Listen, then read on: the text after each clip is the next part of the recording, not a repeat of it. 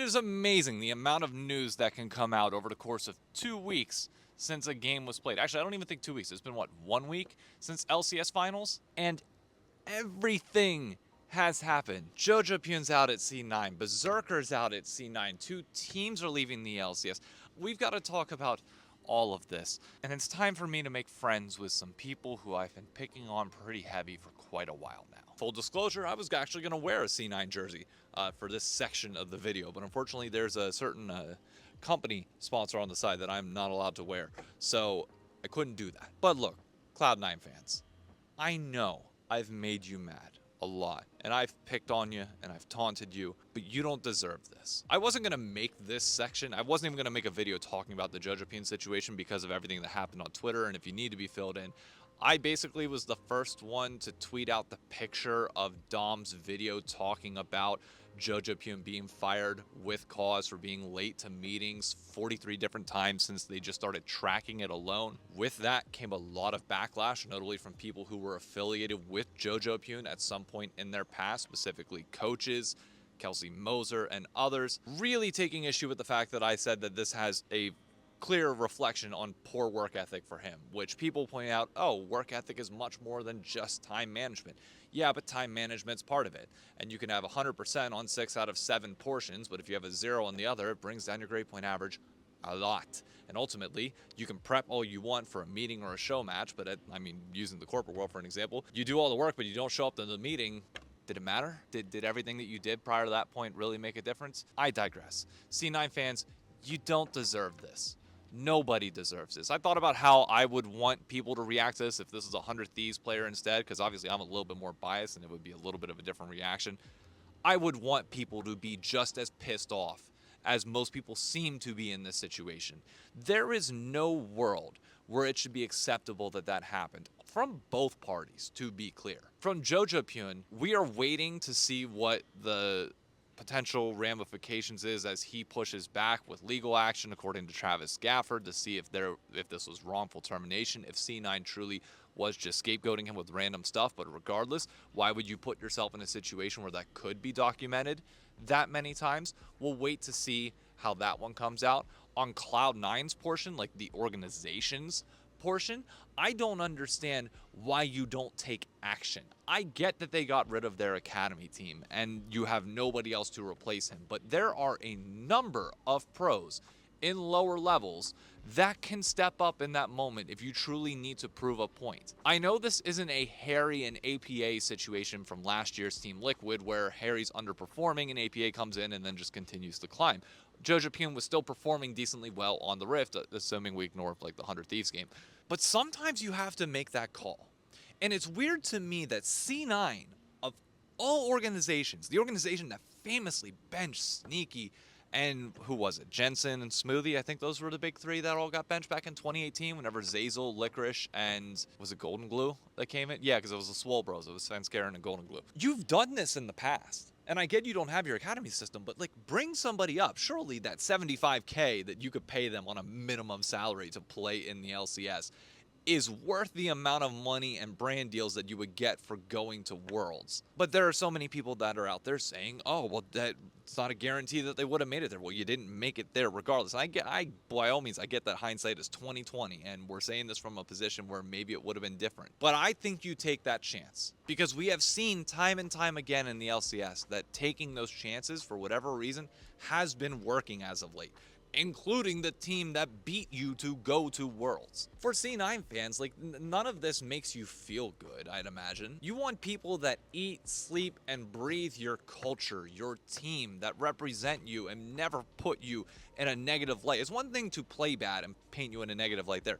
It is a whole nother thing to make a mockery of your systems and your process, which are already somewhat jokes as is. But as if that wasn't bad enough, Berserker now wanting to leave and wanting out and being out your superstar player. Because let's be honest, Blabber is not that guy anymore, or at least as of late.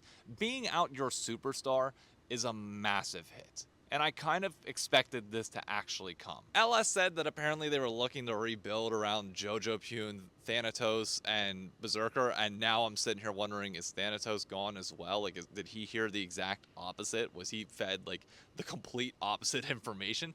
I have no clue. But to have mismanaged the situation so bad as an organization to the point where you lose the one guy that was the face of your franchise and the face of like your upcoming talent, that would leave such a bad taste in my mouth. And by all means, my family are Pittsburgh Pirates fans, and for anybody that knows baseball, I don't think I have to say much there. Believe me, Skeeves is like the best thing that has happened in a while, and even that, I mean, you look back to like the Andrew McCutcheon days, like, yeah, we just traded away all our best players for the sake of it. I don't blame Berserker for wanting to leave. If you would have given me $1,000 after spring and told me, hey, place a bet on the player that you think is most likely to leave the roster after summer if they miss Worlds, my answer was always going to be probably Berserker, because it just felt like there was signs of him just not being happy without having Sven as his support. Vulcan wasn't it, and let's be honest, the support pool in North America is not at the level that it is in other regions, and I just see him wanting to go back to the LCK. Now, granted, it seems like that might be what's happening. We don't know what his plan is at all, but if I had to place any money, assuming he's a competitor and like wants to win, and that's what we've seen from him, there's no chance he doesn't go to the LCK and take a chance on any of the teams there, because I think he's an upgrade to pretty much most people. I mean, granted, most people are going to also question his work ethic, question his performance from this last year. And I think for him, you could just point to the team around him and be like, did you see the shit I had to deal with? Maybe this is a Sam Darnold in anywhere but Minnesota situation.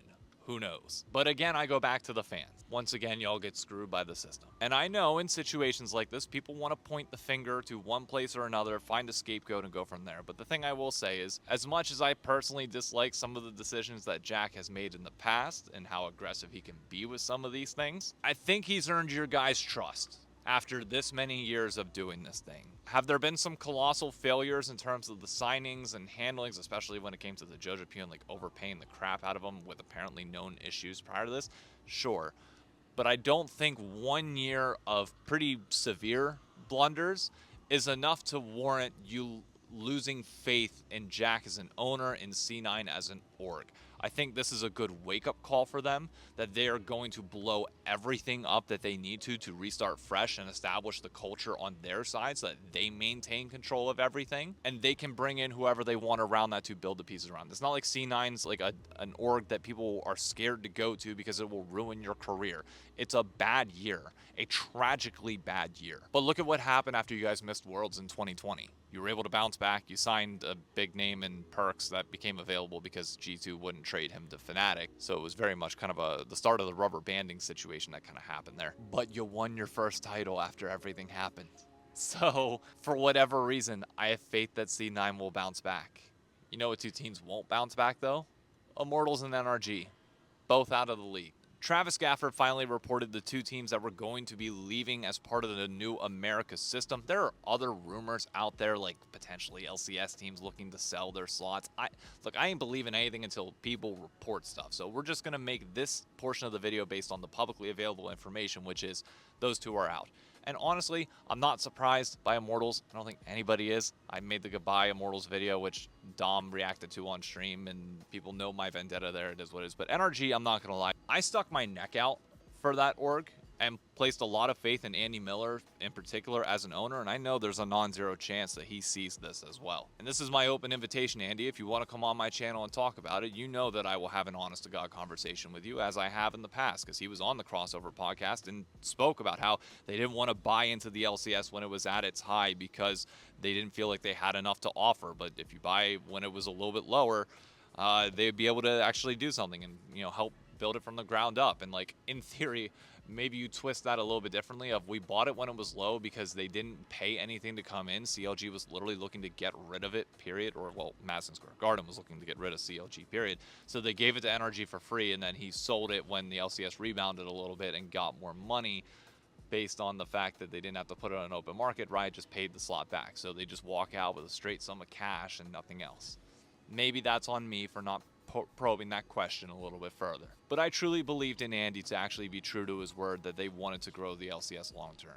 I don't know what has changed from that point. I don't know, maybe that wasn't a truthful statement from the beginning. But there's also no hiding that NRG was good at content in the various other games that they were in. They would constantly brag. Grady Rains, in particular, would always brag about how they were able to get their YouTube channels to exponentially high numbers. And the League of Legends channel never did that. Now, I know probably where the org is going to come in and be like, well, we just don't have the personalities, the entertaining people that kind of are on the same level as other esports. And it's like, you either view botted your YouTube account or you paid for your videos to be in ads. Either way, it's not a good look, period. And there wasn't enough NRG fandom that was able to kind of develop from that. And part of that does come from the fact that you did replace CLG. NRG was never able to shake the stigma from CLG diehard fans that they were just the villain in this story. And ultimately, I'm not going to say that they are. I think the ultimate villain still is Madison Square Garden at the end of the day, despite all of this. But what does this say about the league as a whole? I was thinking about making a video about Genji Arnold's tweet on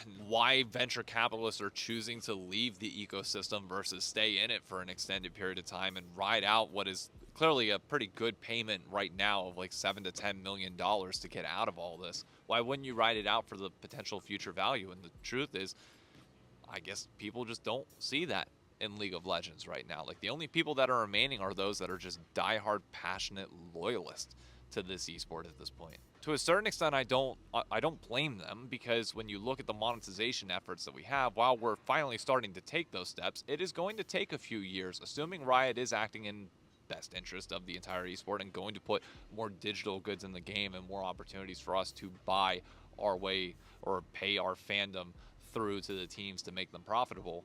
Maybe. But I mean, you look at the videos on my channel as of late, I've been hypercritical of Riot and the fact that they put esports under like the product and design group alongside Arcane, which is obviously going to get more attention. Growing a fandom in this esport is not easy. It takes a long time. It takes a lot of dedication, a lot of commitment, and the right people involved, the right passionate group of creators and players to be able to make something more of this than just, hey, 5 players go onto the Rift, play a game, win for their team, but nobody cares about the team, so nobody ultimately cares. Like, by all means, we have issues in our ecosystem, but I'm a big believer that if you don't stick around for the lows, you do not get to enjoy the highs. And I mean, granted, they made their choice to leave, so yeah, they don't care about being here for the lows. But I haven't given up on this region, nor this esport, nor am I realistically ever going to. I'm a delusional fan that believes in the best interest of this long term, even if I disagree with some people's decisions around it. And while I'm happy that it's not 100 Thieves gone, I also didn't expect it to be NRG. I don't know who comes in for that guest slot.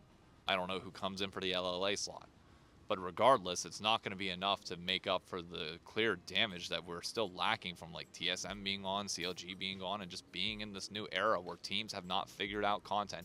Teams have not figured out the personalities, the players to be able to get this thing to like be bigger than it is. We've stabilized for sure. We are at a point where we can contain and limit ourselves year over year, if assuming salaries drop, and go from there, but I doubt that. Most teams are still running at a loss. But how do we build the profitability? How do you do that without Riot just directly giving you things? Because we need to solve that problem on our own. I don't know.